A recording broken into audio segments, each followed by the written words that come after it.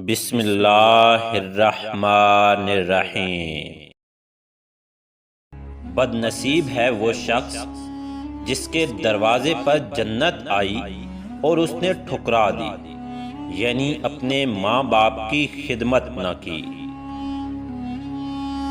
اچھے تعلقات کی طاقت کا اندازہ تب ہوتا ہے جب انہیں چھوڑنے کی کوشش کی جائے۔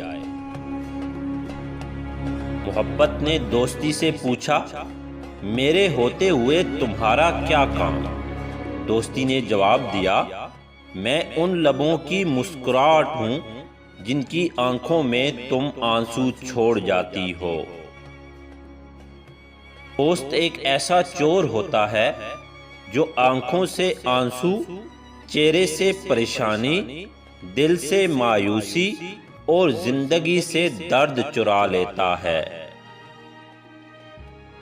گھر سے باہر جاتے وقت وضو ضرور کر کے جانا، 3 بار تیسرا کلمہ پڑھ کر جانا، اللہ آپ کی عزت کی حفاظت کے لیے ایک فرشتہ مقرر فرما دے گا۔